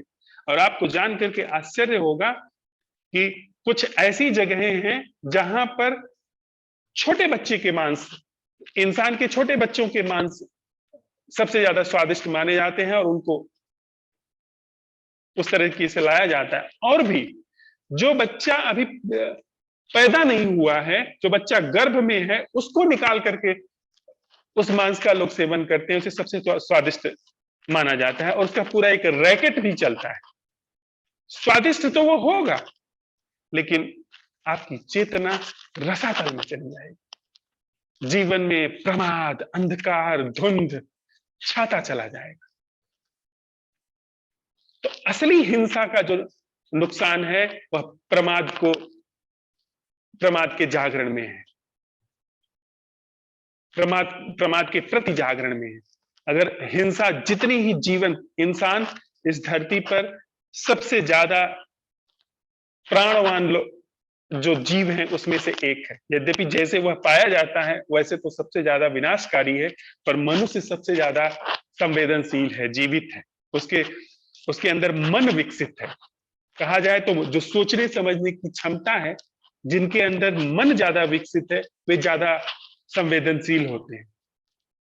वे ज्यादा चीजों पर, क्योंकि उसमें जैसे जैसे मन विकसित होता है वैसे वैसे संभावनाएं विकसित होती चली जाती हैं, जागरण की, अमृत की संभावना पैदा होती चली जाती है। ऐसी चीज की संभावना पैदा होती चली जाती है कि जो इस भौतिक प्राकृतिक जीवन से न्यारा है। तो इंसान के जीवन में चूंकि मन सबसे ज्यादा काम कर रहा है, इसलिए हो सकता है इसके शरीर का मांस ज्यादा हो तो स्वादिष्ट, लेकिन वह जागरण में सर्वाधिक बाधा हो जाएगा। और आप फिर लौटते चले जाइए, आपका शरीर है, आपको भोजन करना है, आप लौटते चले जाइए। फिर आप शाकाहार, फल, अनाज, साग सब्जियां, इन सारी चीजों में आप चलते चले जाइए। जिन चीजों में सबसे कम संभावना है मन की, वे चीजें आपके जागरण में ज्यादा सहयोगी हो जाती है। मतलब सहयोगी से मेरा आशय है कि वो कम प्रमाद निर्मित करती है। मांस अधिक प्रमाद निर्मित करता है। अगर आप बहुत मांसाहार करेंगे तो आपके जीवन में मैं मांसाहार के विपरीत नहीं हूं, पर अगर आप प्रयोग कर रहे हैं जागरण का, तो फिर मांसाहार मुश्किल पैदा कर सकता है। और जैसे जैसे आप उन चीजों में प्रवेश कर, उन चीजों का भोजन करेंगे, जो चीजें मन को कम लिए हुए हैं, वे चीजें आपके लिए सहयोगी हो जाएंगी। आपने सुना होगा, एक ऋषि हुआ इस धरती पर, उसका नाम था कणाद। उनकी महर्षि कणाद की से ही एक विशेष दर्शन भी चला था, उसमें हम लोग नहीं जाते हैं। वह साग सब्जी भी नहीं खाते थे, वो फल भी नहीं खाते थे। वे जा करके जो अपने से अनाज के दाने गिर जाते थे, उनको वो बीन लाते थे। न्यूनतम हिंसा, सबसे कम हिंसा जो हो सकती थी, वह ऋषि करता था। तो जितनी न्यूनतम हिंसा जीवन में होती चली जाएगी, उतना ही जागरण की संभावना बढ़ती चली जाएगी। और इसको लेकर के खास करके कुछ ऋषियों ने ज्यादा प्रयोग किए जैन जैन धर्म में। वो जैन धर्म नहीं जो अभी वर्तमान, वो तो अपने शरीर को सता रहे हैं सिर्फ, उनसे जीवन में बल्कि आम आदमी से ज्यादा हिंसा आप पाएंगे। पर जो भोजन के प्रति वो भगवान महावीर के प्रयोग थे, वो बिल्कुल अलग थे। उसमें आप भोजन जितना ही कम कर रहे हैं, जितना ही जरूरी जब है वह कर रहे हैं, वह भोजन कर रहे हैं जो किसी को सता करके नहीं आया है, किसी के प्राण छीन करके नहीं आया है, वह भोजन जब आप कर रहे हैं, तो आपके अंदर जागरण की संभावना बढ़ती चली जाएगी, बढ़ती चली जा रही है, पाएंगे आप। यह आप प्रयोग कर सकते हैं। तो हिंसा को लेकर के एक पहलू यह भी हम समझ लें। लेकिन जो असल पहलू है, जो सबसे गहरा पहलू है, वह है वर्गीकरण का। अपने को किसी भी वर्ग विशेष में रखना, यह हिंसा का मूल है, हिंसा की जड़ है। चाहे वह कोई भी वर्ग रहिए आप। मैं अगर इस देश में रह रहा हूं जिसका नाम भारत है, तो मेरे पास पासपोर्ट है जो भारतीय गणराज्य का है, उसकी उपयोगिता है। लेकिन मैं 24 घंटा भारतीय नहीं हूं। जब मुझे पासपोर्ट दिखाना होगा तो मैं सिर्फ भारतीय। जब मैं एयरपोर्ट पर जाऊंगा पारगमन करने के लिए, तब वहां पर मैं भारतीय हूँ। वोट देने जाऊंगा तो मैं भारतीय हूँ। पहचान दिखानी होगी तो मैं भारतीय हूँ। तो ही, और बड़ा ही उसका एक उथला तल है। लेकिन मेरा पूरा जीवन भारतीय कदापि नहीं। मेरा पूरा जीवन किसी वर्गीकरण में नहीं। निश्चित ही मैं मांस नहीं खाता हूं, लेकिन इसका अर्थ यह नहीं है कि मैं शाकाहारी, जैसा कृष्ण जी कह रहे हैं। निश्चित ही मुझे जंगल में, पहाड़ों के पास रहना मुझे भाता है, पर मैं ऐसा नहीं कह रहा हूं कि मैं कोई साधु हूं जो कि जंगलवासी हूं, कोई वनवासी हूं। ऐसा नहीं, मैं श्रेणी में नहीं हूं। हाँ, जो चीज जीवन के अनुकूल है वह वही कर करके वैसे जीता चला जा रहा है। मैं किसी वर्ग विशेष का सदस्य नहीं, किसी भी वर्ग विशेष का। तो इसमें फिर घर्षण की संभावना ही समाप्त हो जाती है। तो हम आप साथ साथ चलते हुए इस चीज को देख सकते हैं कि असल जो हिंसा है वो भौतिक तल पर नहीं है। असल हिंसा है मोर्चे खड़े करने में, और मोर्चा खड़ा करने में दूसरे का मोर्चा बाद में खड़ा होता है, अपना मोर्चा पहले खड़ा होता है। जैसे ही मैं किसी को चर्मकार कहता हूं, वैसे ही मैं अपने को ब्राह्मण, क्षत्रिय या वैश्य के एक वर्ग में रख लेता हूं। तो उसके साथ हिंसा हो न हो, वह बुरा माने ना माने, वह उसके विवेक पर निर्भर करता है। मेरी अपने ही भीतर हिंसा का जन्म हो गया। क्यों? क्योंकि एक विराट, एक असीम जीवन का वर्गीकरण हो गया, उसको एक वर्ग विशेष में संकुचित ख्याल में किया जाने लगा। यानी एक जो असीम चीज थी, उसका नियंत्रण, उस पर प्रभुत्व जमाना एक यांत्रिक चीज के द्वारा किया जाने लगा। तो यह तथ्य या वास्तविकता अगर आप देख पाते हैं अपने भीतर कि मेरा अपने को किसी भी वर्ग विशेष में रखना, वह एक हिंसा है। आप किसी भी वर्ग के सदस्य नहीं होंगे। इसका मतलब यह नहीं कहेंगे कि कोई वर्ग नहीं होना चाहिए, राष्ट्रों को टूट जाना चाहिए वगैरह वगैरह, वो बचकानी बातें हैं। वो टूट जाए बहुत शुभ है, लेकिन ऐसी कोई आप मुहिम नहीं चलाने जा रहे हैं, वो फिर एक वर्ग को निर्मित कर देगा। क्योंकि आप, कोई कह रहा है कि मैं राष्ट्रभक्त हूं, आप उसके खिलाफ कह रहे हैं कि राष्ट्र जैसी कोई चीज नहीं, मोर्चा खड़ा कर दिया। हम आप जब भी वर्ग विशेष के सदस्य होते हैं, प्रतिमा बनती है। एक विराट जीवन पर एक धुंध छा जाती है जो कि अवास्तविक है, कथा की धुंध। और कथा की धुंध कथाकार को निर्मित कर देती है।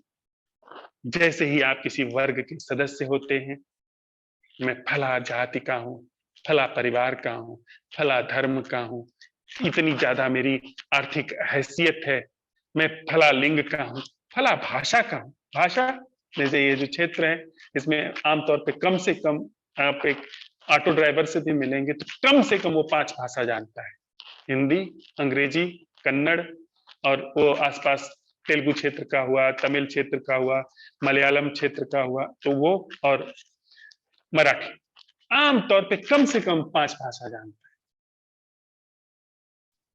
और यहां पर अगर वह भाषा के आधार पर भेद होने लगे, हिंसा का जन्म हो गया कि नहीं, ये तो हिंदी भाषी है, ये तो तमिल भाषी है, जन्म हो गया। रंग के आधार पर ये काला है, ये गोरा है, वर्ग का जन्म हो गया। काला काला है, गोरा गोरा है, उसमें अंतर है, लेकिन दोनों में विभाजन कैसा, दोनों में भेद कैसा, दोनों में अलगाव कैसा। और अलगाव हुआ अहंकार का जन्म। तो जो हमारे भीतर अहंकार की प्रतिमा बनती है ना, मैं हूं, ये बहुत सारे वर्गीकरणों का एक समुच्चय है। अगर मेरे भीतर से सारे वर्गीकरण खुलते चले जाएं, सारे वर्गीकरण गिरते चले जाएं, मैं नहीं बचूंगा। मैं का मतलब ये कथा में चलने वाला मैं नहीं बचूंगा। वास्तविक यह जो जिसको मैं कहा जा रहा है, यह शरीर बचेगा, इसका विवेक बचेगा, इसकी बुद्धि बचेगी, और जिस जागरण पर यह शरीर घटा हुआ है वह भरपूर बचेगा, उसका भरपूर अनावरण होगा। लेकिन ये जो कथाओं में मैं चलता है, जो घर्षण करता है, जो टकराता है, यह नहीं बचेगा। और यह जब तक है नहीं मिटता है, तब तक हिंसा होगी। एक शब्द आया है इसमें, निर्वैर। मुझसे किसी ने पूछा कि आपने कहा असंग, निर्लिप्त, निर्वैर शब्द करने की क्या जरूरत थी? निर्वैर शब्द समझने जैसा है।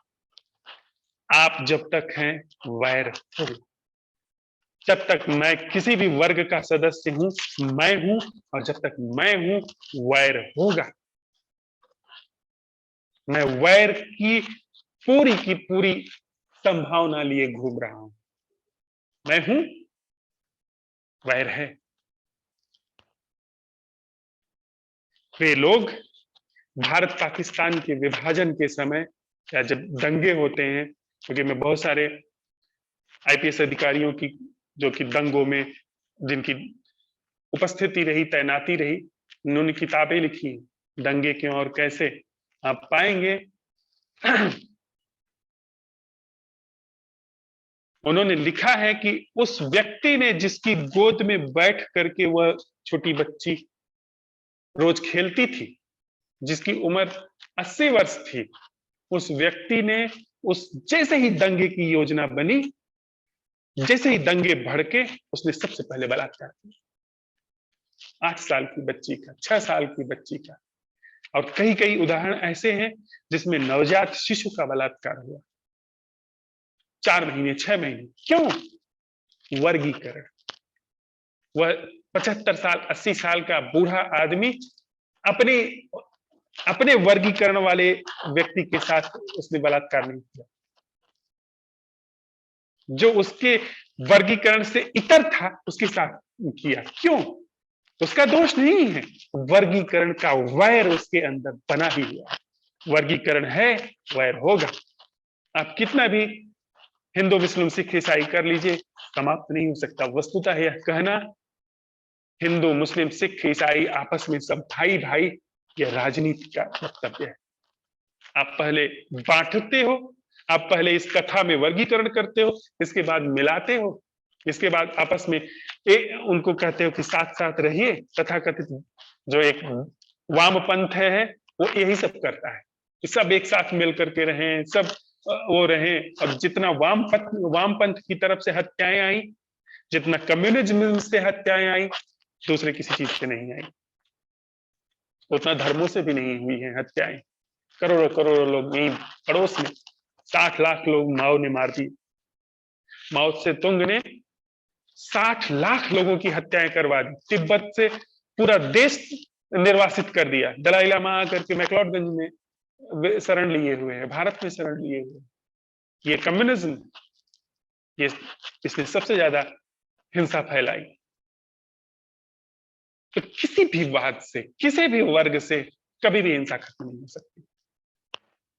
तो जो अगर हम लोग साथ में चलते हुए इस तथ्य की सच में छानबीन कर पा रहे हैं, तो हमको यह अपने भीतर से सारे वर्ग अभी और यही तत्क्षण गिरा देने चाहिए। और जब वर्ग गिर जाते हैं तो जो बचता है वह सभी वर्गों से न्यारा है, वह वर्ग में आता ही नहीं। और वही जो कविता कह रही थी, अकट, उसी वर्ग शून्य पर ये सारी कथाएं घुमड़ती उमड़ती जो चलती रही ना। मेरे अंदर की कथा चल रही है, हिंदू की आपके अंदर मुसलमान की, हिंदू मुसलमान की कथाओं में बैर हुआ, प्रेम हुआ, वगैरह वगैरह। ये सारी कथाएं हिंसा का आधार है और कथाएं नहीं है। तो एकमात्र वह जो अकट है वही है जिसे हम कह सकते हैं जिसमें हिंसा नहीं, वहीं पर अहिंसा है। वह अहिंसा नहीं है जो कि हमारे अंदर आदर्श के रूप में स्थापित है। अहिंसा वह है जहां पर वर्ग नहीं, जहां पर बंटवारा और विभाजन नहीं। एक छोटी सी और कविता है जिसके साथ मैं अपना निवेदन पूरा करूं।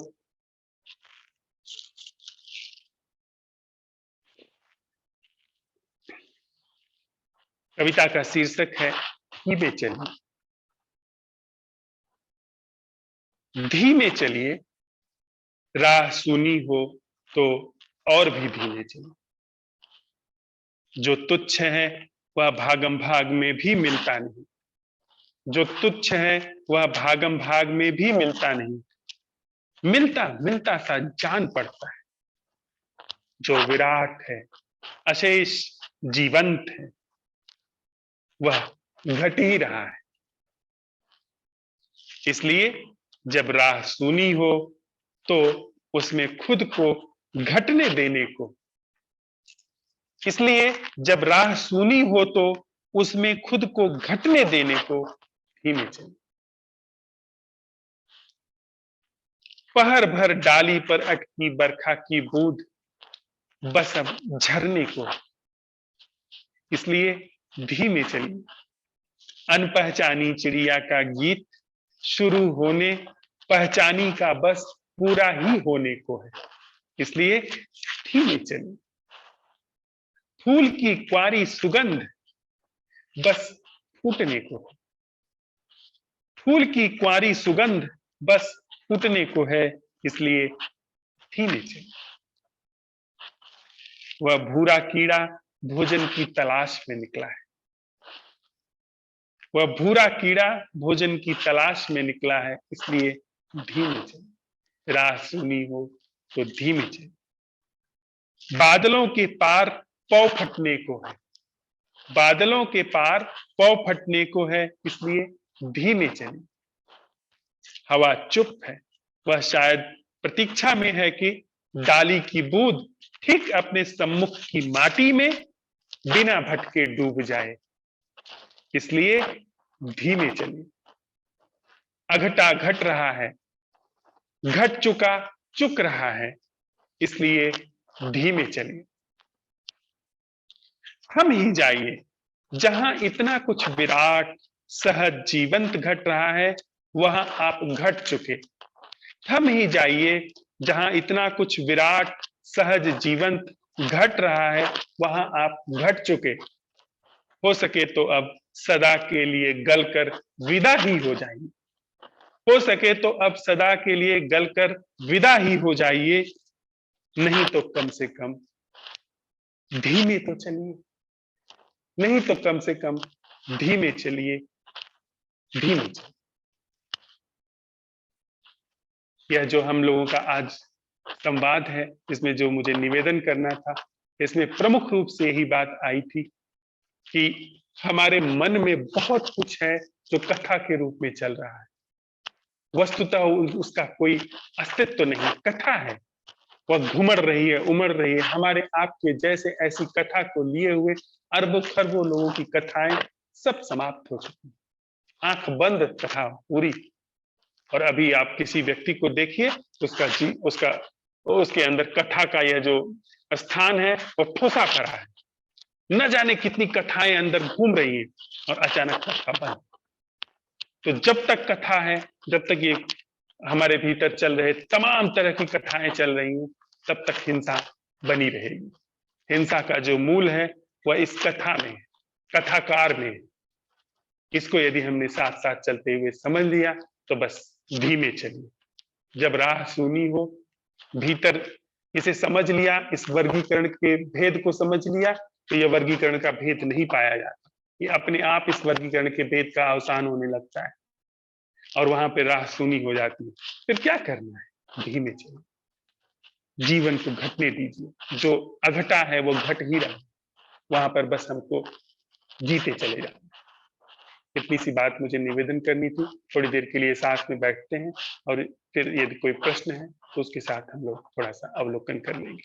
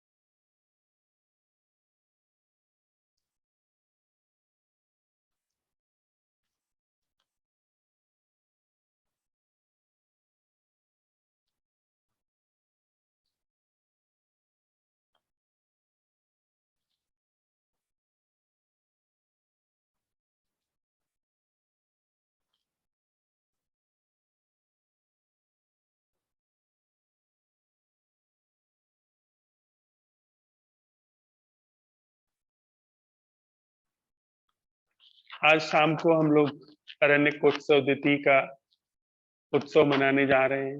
आप सभी मित्रों का स्वागत है, पधारिए। उसमें उसका लिंक हम लोगों ने सोशल मीडिया पे साझा किया हुआ है। अगर किसी के पास नहीं है तो हम में से किसी में से भी ले सकता है।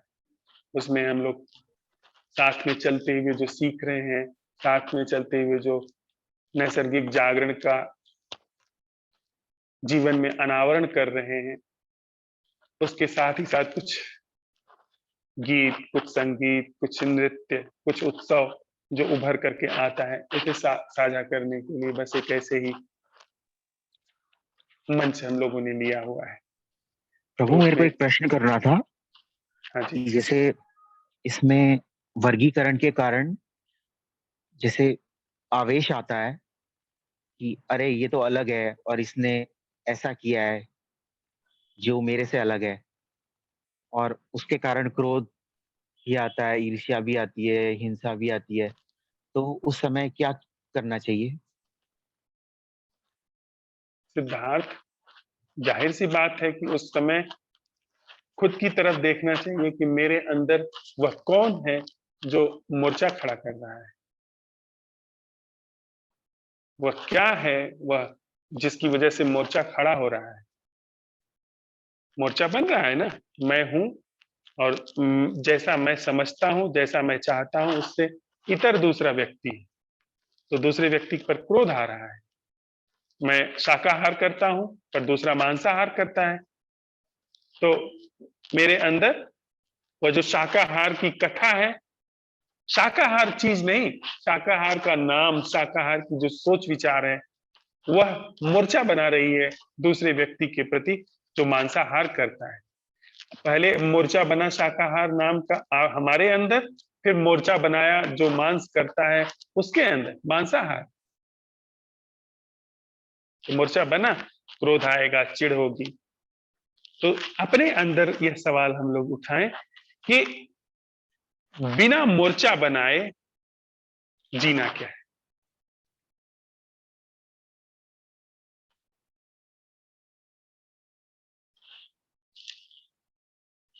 बिना किसी वर्ग का हिस्सा बने किसी भी कार्य को करना क्या है?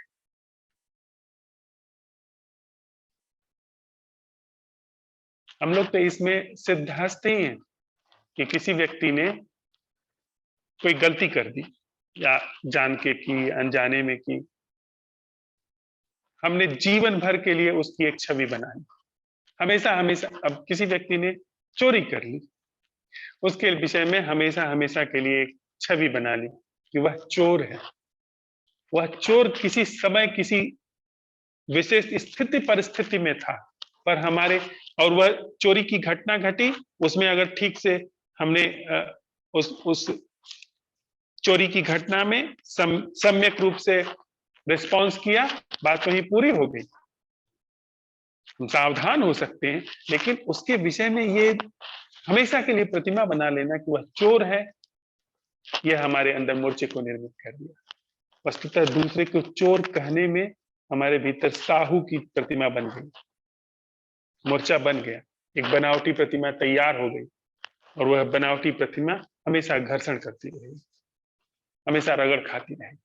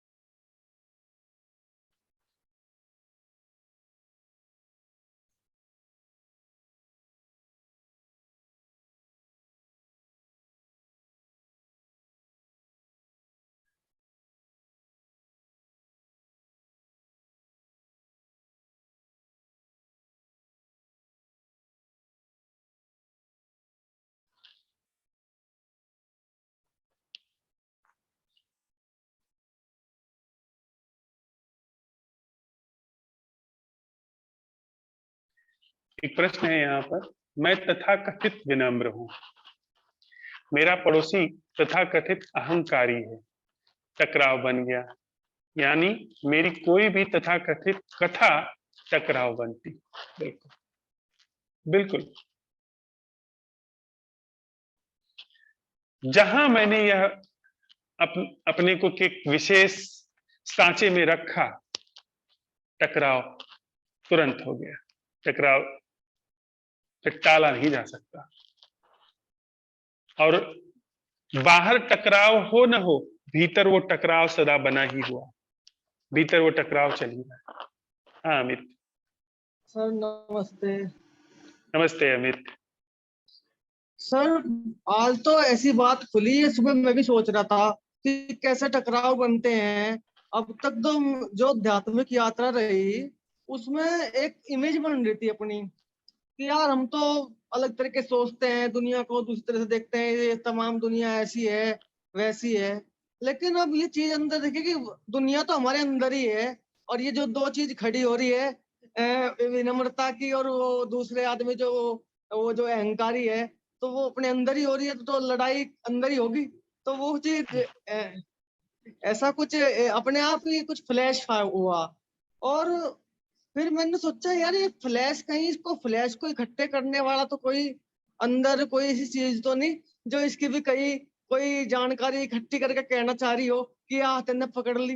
लेकिन वो फिर मैं थोड़ा कंफ्यूज हुआ उसमें, फिर पता नहीं क्या हुआ। ठीक ही हुआ अमित, वो जो सावधानी है ना कि फ्लैश हुआ, इकट्ठा करके अब उसको जमा कर ले, और उसके प्रति सावधानी हुई, उसके प्रति जागरण है, खत्म। समझ, देखो समझ एक बात है, समझदार बिल्कुल अलग बात है। समझ हो सकती है, जैसे किसी व्यक्ति के अंदर इस पूरी संरचना के विषय में समझ हो सकती है जो ये वर्गीकरण की है, पर जब वो व्यक्ति ये कहता है कि मैं समझदार हूं, वर्गीकरण खड़ा हो। समझदार जैसे ही आप हुए, आपने अपने को एक वर्ग विशेष में अलग कर लिया कि आप समझदार हो, आपका अलग वर्ग है, बाकी लोग ना समझ। बहुत सरल सी बात है भाई, इसमें कोई भी जटिलता नहीं। जैसे ही दार शब्द आया समझ गई, वहां पर हिंसा शुरू हो गई। और अपने संदर्भ में आत्म अवलोकन के, आत्म अन्वेषण के संदर्भ में यह 100% लागू होती है। अंदर जैसे ही कोई प्रतिमा बनी वैसे ही बंटाधार हुआ। Thank you sir. Welcome sir.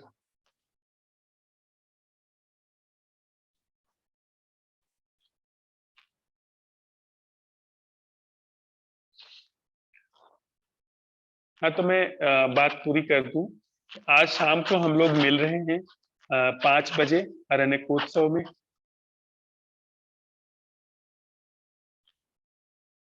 उसमें सबका स्वागत है, और आप लोग किसी को आमंत्रित करना चाहें तो उसका भी स्वागत है। हम लोग साथ में चलते हुए जो सीख रहे हैं, जैसा आज हम लोगों ने सीखा कि वर्गीकरण मात्र, मेरा परिवार, आपका परिवार, किसी भी तल पे जो वर्गीकरण है वह हिंसा की मूल जड़ है। ये सीखा, इसका एक उत्सव है, इसका एक सहज उत्सव है। उसे हम बांटें, उसे बिखेरें, उसे सबको साझा कर जाएं।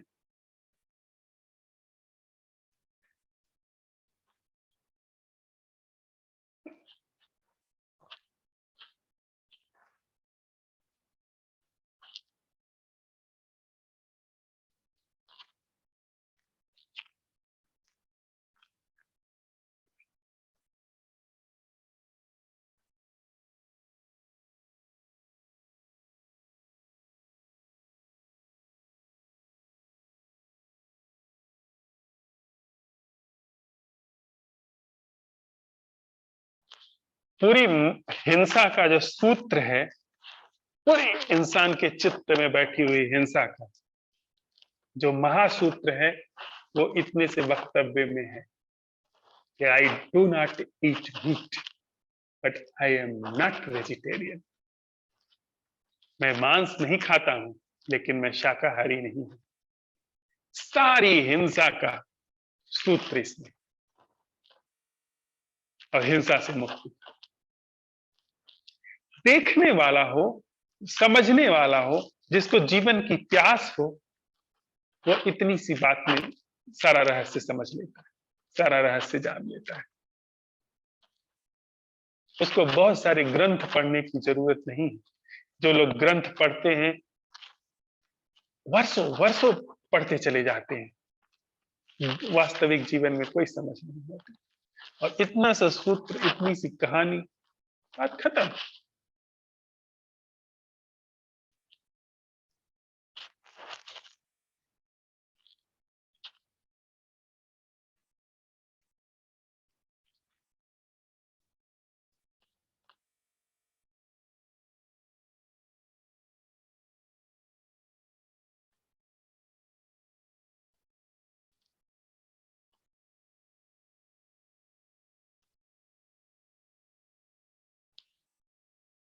ग्रुप में कोई यह बात लिख रहा था कि आपने इतनी सुंदर सुंदर तस्वीरें डाली हैं, और आप समर्थन करते हैं।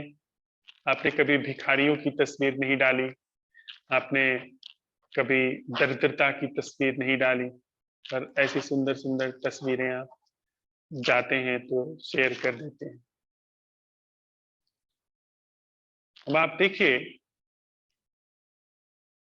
यह एक वर्ग भेद की जो हमारे अंदर मानसिकता है, इससे चीज आ रही है। मैं सुंदर सुंदर जगहों पर जाऊं, सुंदर सुंदर जगहों पर जा करके सुंदर सुंदर तस्वीरें डालूं और अपने को कहूं कि मैं सौंदर्य प्रेमी हूं, तो फिर वर्ग भेद खड़ा होता है। लेकिन मैं सौंदर्य, जो सौंदर्य है उसके प्रति मुझे खुशी है, इससे वर्ग भेद खड़ा नहीं होता। वह सौंदर्य बोध जो घटित हो रहा है, उससे वर्ग भेद खड़ा नहीं होता है। वो सौंदर्य बोध वाला जब आता है, वाला इनपुट्स, तब जाकर के हिंसा खड़ी होती है, तब जाकर के मोर्चा बनता है। प्रभु एक और बात पूछनी थी मुझे कि ये आप प्रमाद कहते हैं, ये इसका क्या अर्थ होता है? बेहोशी। प्रमाद का अर्थ होता है बेहोशी, अनअवेयरनेस। एक विषय जैसे वर्ग भेद की बात आ रही है, तो ये जो समझ हमारी एक धारा में आ रही है एक नए तरीके से, और फिर जैसे ये समझ आती है तो हमारे दिमाग में ये आ जाता है कि देखो ये जो लोग हैं ये नासमझ हैं, या इन लोगों को वो समझ नहीं है। इस तरह की बातें जो पूरी शेष दुनिया के बारे में एक हमारा एक वर्गीकरण हो जाता है कि शेष दुनिया जो हिंसा को समझ रही है, देखो वो हिंसा वो नहीं है, हमने हिंसा को जो समझा वो हिंसा का एक गहरा अर्थ समझा। मतलब यहाँ पर भी एक वर्गीकरण आ गया, क्या ये भी एक हिंसा नहीं हो गई वापस? बिल्कुल हो गई, बिल्कुल हो गई। पर अब आप सावधान है ना उसके प्रति, सावधान है कि मैं समझ तो गया इस चीज को, पर अब यह भी एक हिंसा, अब आप नहीं इस हिंसा में फंसेंगे। वह जब मैं अब अलग हूं, जब वाला इनपुट आया, तब हिंसा की जड़, तब आपने हिंसा को जमीन दे दी।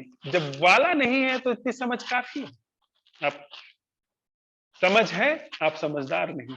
मतलब दूसरों के साथ जहाँ विभेदीकरण आ गया, दूसरों के साथ, या मतलब हमने उनको थोड़ा अलग करके देख लिया, या उनको हेय देख लिया, या कुछ अलग तरीके अलग दृष्टि से देख लिया, वहां पर ही वो हिंसा हो जाएगी। वो बिल्कुल बिल्कुल वहीं पे हिंसा जगह लेती है। जैसे ही आप, और जान करके आप तो इन चीजों में लंबे समय से हैं उमेश जी, आप देखोगे धार्मिक व्यक्ति ज्यादा हिंसक होता है, जिसे हम आध्यात्मिक व्यक्ति कहते हैं ज्यादा हिंसक होता है। वह दूसरे को ऐसे देखता है तुम कीड़े मकोड़े हो, भटके हुए हो, मैं सत्य का खोजी हूं, तुम्हारी मेरी क्या विसात। उसकी आंखों में देखेंगे आप तो आपको हिटलर और चंगेज दिखाई देंगे।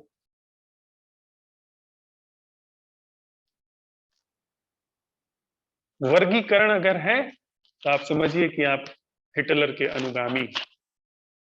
हिटलर के अंदर यही तो था ना, वह श्रेष्ठतम नस्ल है और बाकी सब उससे निम्न नस्ल के हैं। यहूदी तो उसने सोचा कि यहूदी तो एकदम इस नस्ल को खत्म ही कर देना चाहिए, यह रोग है, कोड़ है, और उसने तो करोड़ों लोगों को गैस चैम्बर में ठूस के मार दिया। हिंसा, वर्ग भेद, मैं अलग हूं, मेरी नस्ल। ब्रह्म कर्म ठीक है, ब्रह्म के लिए खोज ठीक है, ब्रह्म क्या है उसका अन्वेषण ठीक है, जागरण क्या है, बेहोशी क्या है, इसका सत्यापन ठीक है, लेकिन मैं जागा हूं ये, और ये जागरण जागरण का लक्षण नहीं है जो ये दावा करे कि मैं जागा हूं। कहने की बात है, कभी कभी आ जाती है कि कहने में बात बनती नहीं है, सेंटेंस नहीं बनता है तो कोई कह सकता है ऐसा, लेकिन भीतर यह कि मैं जागा हूं बाकी लोग सोए, हिंसा है। ये जागरण का, ये जागरण का लक्षण नहीं, यहाँ जागरण नहीं।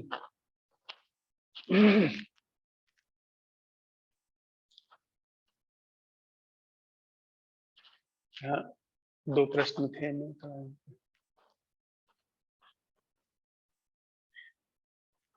सुरमिता का प्रश्न है, क्या हिंसा अपने ही अंदर के असुरक्षा से आता है?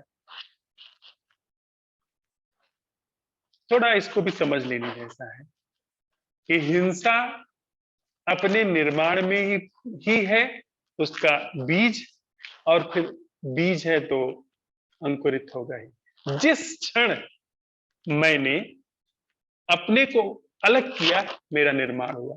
दूसरी तरीके से समझें, मेरा अलग होना मेरा निर्माण है, वर्गीकरण होना मेरा निर्माण है। मस्तिष्क में वर्गीकरण का जगह लेना मेरी उत्पत्ति है। मैं की उत्पत्ति है, और वर्गीकरण में मेरी उत्पत्ति होना असुरक्षा का पैदा होना, फिर वो विशेष सर्कल की तरह चलता है। उस वर्गीकरण ने मुझे पैदा किया, मैं असुरक्षित हूं, क्योंकि वर्गीकरण में बाकी, अब मैं हूं, मान लीजिए कि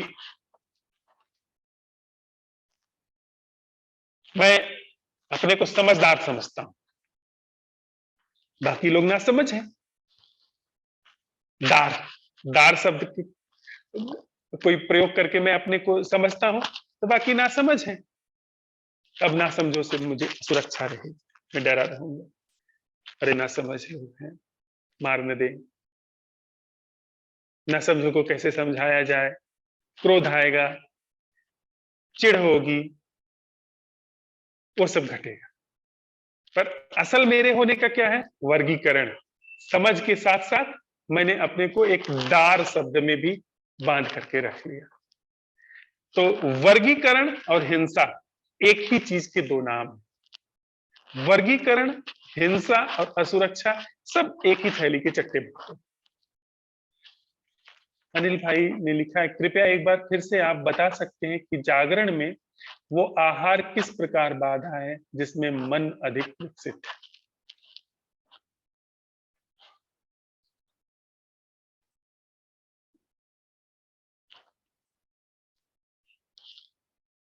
इसका सीधे तो कुछ नहीं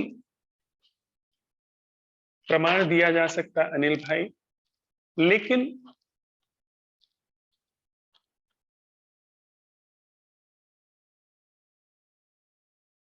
एक छोटा सा उदाहरण देखिए तो आपको समझ में आएगी बात।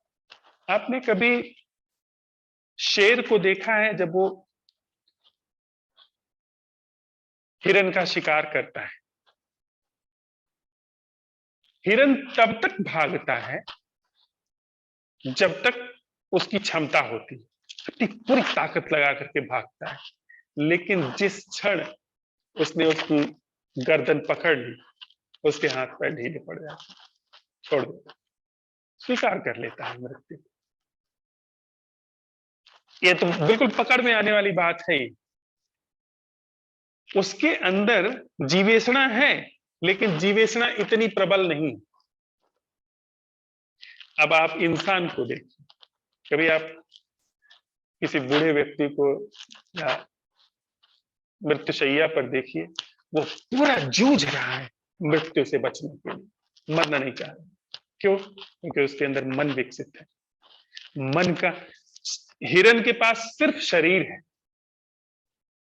लेकिन मनुष्य के पास, इंसान के पास मन है। वो उस सारी चीजों को पकड़े हुए, उस शरीर को पकड़े हुए, अपना रुपया पकड़े हुए, अपना बेटा पकड़े हुए। वो उस व्यक्ति को नहीं जिसका नाम बेटा है, वो बेटा ख्याल, बेटा को पकड़े है, जाति धर्म सब पकड़े है, अपनी मान्यताएं पकड़े हुए, अपना स्वर्ग नरक पकड़े हुए, अपनी अपना भय पकड़े हुए, वो सब पकड़े हुए। वो बड़ा छटपटा रहा है रात दिन, तो उसके अंदर तड़प है। तो इस तड़प से, इस छटपटाहट से वह जो हिंसा वाला कृत्य है वो बढ़ जाता है। साग से हिरन में, साग के पास आप गए, आप उतना तेज नहीं पकड़ पाएंगे, उतनी संवेदना नहीं है।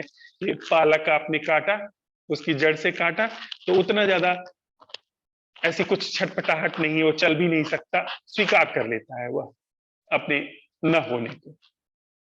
हिरन थोड़ा भागता है, उसके बाद स्वीकार करता है। लेकिन आदमी, उसको पता चल जाए कि मृत्यु आने वाली है, बाप रे, उसके अंदर तो सब छटपटाहट।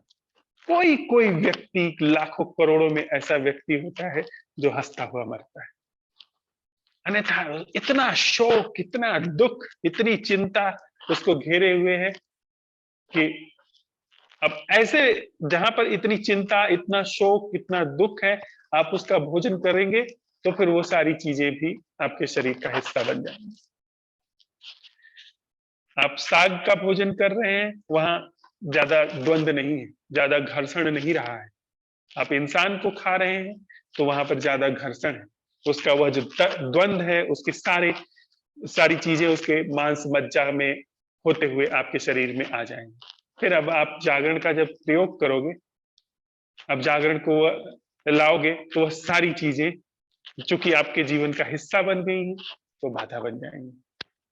क्योंकि जागरण छोड़ने का नाम है, जागरण मुक्त होने का नाम है, और वह व्यक्ति पकड़ करके बैठा हुआ है, तो पकड़ करके बिल्कुल शरीर को पकड़ के रखना चाहता है, मरना नहीं चाहता, उसके अंदर जीवेशना प्रबल है, और आप इस पूरी संरचना से मुक्ति की ओर बढ़ रहे हो, इस पूरी संरचना से अमृत की ओर बढ़ रहे हो, और वह इसी चीज को पकड़ करके बैठा है।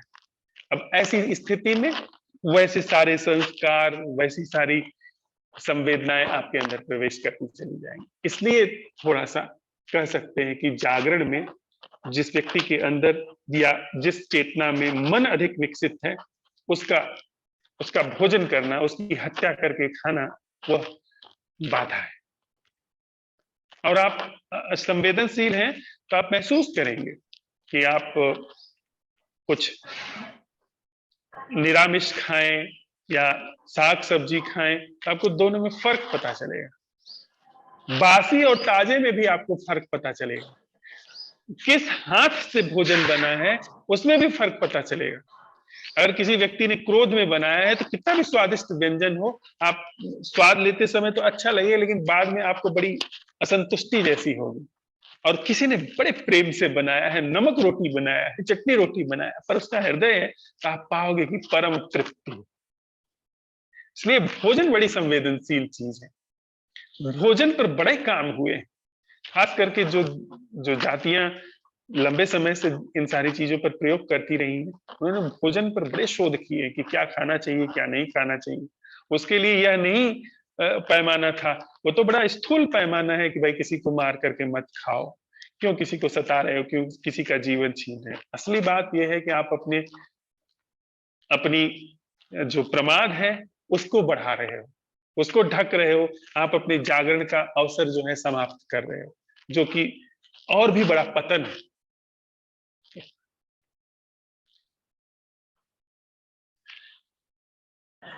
जी सर, थैंक यू सर। समझ पाया बात को। ये मतलब हमारे यहाँ भी ऐसा बोला जाता है कि जैसा आप अन्न खाते हैं वैसा ही आपका मन हो जाता है। शायद वो इन्हीं संदर्भों में ही कहा, जैसा खाए अन्न वैसा हो जाए मन, ऐसा करके बोला जाता है। जी सर, मैं समझ पाया आपकी बात को। एक ये सर हिंसा को लेके मैं ऐसा समझता था, मतलब जैसे जैसे हम लोग साथ साथ चलते जा रहे हैं, देखते जा रहे हैं, तो जो पहले हम अर्थ समझते थे वो कुछ अपना रंग रूप बदलते जा रहे हैं, ठीक है ना। तो थोड़े दिन पहले मैं भी ऐसा ही कुछ सोचने में आया था। मैं ऐसा सोच रहा था कि जैसे हम लोग हैं, वो पूरा का पूरा जो हमारे जीवन का केंद्र है ना, वो मैं बनना बैठा है। और ये हम लोग तो कितनी बार देख चुके हैं कि ये पूरा जो है बनावटी है, कृत्रिम संरचना है।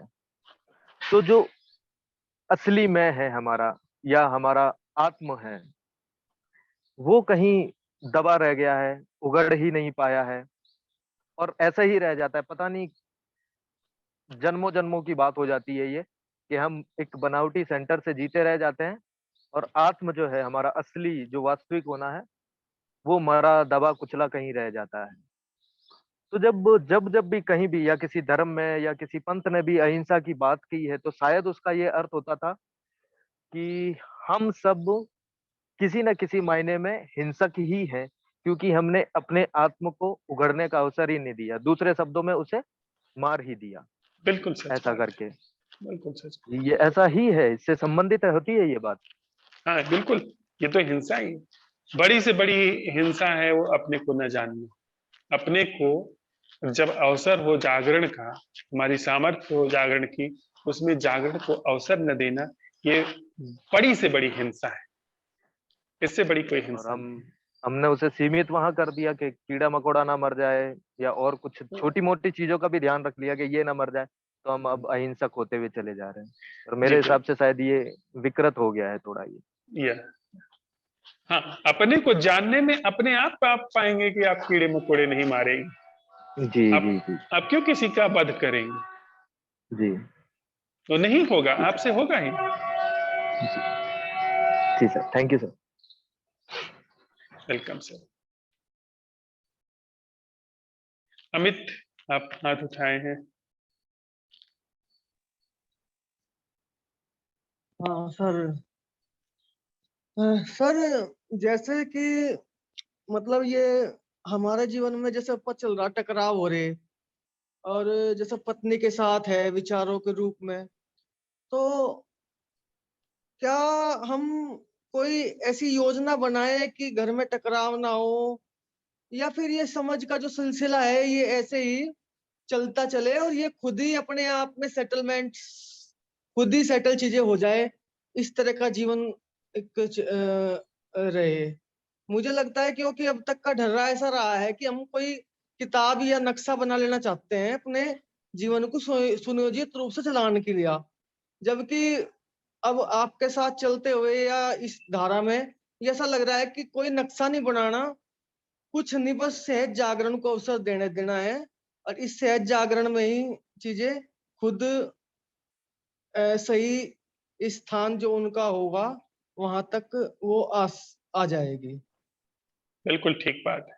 जब आप कोई योजना बनाते हैं तो जो गिवन कंडीशन है उसमें आप एक मोर्चा खड़ा कर रहे हैं, आप उस योजना के अनुरूप अभी की चीज को ले जाना चाहते हैं, पर जो स्थिति है, जो अभी वस्तु स्थिति है, उसी में बिना मोर्चा बनाए उस चीज को अटेंड करना क्या है, यह सबसे अहिंसक कीमिया है जो गिवन कंडीशन है उसके साथ सम्यक रूप से रिस्पॉन्स करने की। तो ठीक ही कर रहे हो अमित, ये तो बहुत अच्छा है। ऐसे ही तो हम लोग साथ में चलते हुए सीख रहे हैं। नहीं, ये तो इतनी बड़ी बात होगी कि सारी की सारी जो किताबें हैं पूरी वो एक तरफ रखने लायक बात होगी, कुछ भी नहीं पढ़ने को बचा बस सहज जागरण के अलावा। और एक सर एक बात और पूछनी थी, मन में एक ख्याल आवे कि यह ज्योति जो जल रही है या बुझे ना, मतलब या मतलब एक लालच सा आवे कि ये या हल्की पड़ जाती है, कई दफा बंद हो जाती है, कई दफा पूरे पूरे दिन भी बंद रह जा, फिर अगले दिन फिर वो सुबह जाग जा। तो ये चीजें चलती है या ऐसे ही कुछ इसके लिए कुछ विशेष प्रबंध किए जाए कि ये जलती रहे? ये जो ख्याल है ये ज्योति को बुझाने वाला ख्याल अच्छा। है। हाँ, ज्योति नहीं बुझने वाली, ज्योति कभी नहीं बुझी थी, हम लोग ही सिर्फ उस पर एक कुंडली मार के बैठे हुए। वो कभी बुझने का उपाय नहीं, वो हमारा स्वभाव है, नैसर्गिक जागृति हमारा असल स्वभाव है। हमको उस नैसर्गिक जागृति पर जो हम कुंडली मार करके बैठे हुए हैं, वो बस अपनी कुंडली खोलें। तो कोई योजना मत बनाओ, कुछ ऐसे इस तरह के ख्याल जो आ रहे हैं वो तो चाह ही रहे हैं कि योजना बने कि अब ये ना छूटे, अब ये ना हो। तो ये सब अब कथा में चल रहा है, असल में नहीं। कथाओं में मत प्रवेश करो, ख्यालों में मत प्रवेश करो। बस जो अभी घट रहा है जागरण, जितनी देर तक घटा, असंभव सवाल उठाया, जागरण को घटने दिया, पूरा पूरा अपने आप पाओगे कि ज्योति कभी नहीं बुझने वाली, ज्योति कभी बुझी ही नहीं थी, उसके बुझने का कोई उपाय नहीं है। ठीक है sir, thank you. Thank you Amit भाई। थोड़ी देर के लिए हम लोग साथ में बैठते हैं। आज शाम को 5 बजे से अरण्यकोत्सव है, आप सब पधारिए और हम सब लोग साथ में चलते हुए सीख रहे हैं, बिना मोर्चा बनाए कि कोई सिखाने वाला है, कोई सीखने वाला है। इसमें जरा सा भी हिंसा को हम अवसर नहीं दे रहे। सबका स्वागत है, हम साथ साथ चलते हुए सीखें, साथ साथ चलते हुए हम उत्सव मनाएं, साथ साथ चलते हुए हम कृतज्ञ हों, अनुग्रहित हों, यह सब घटता चले।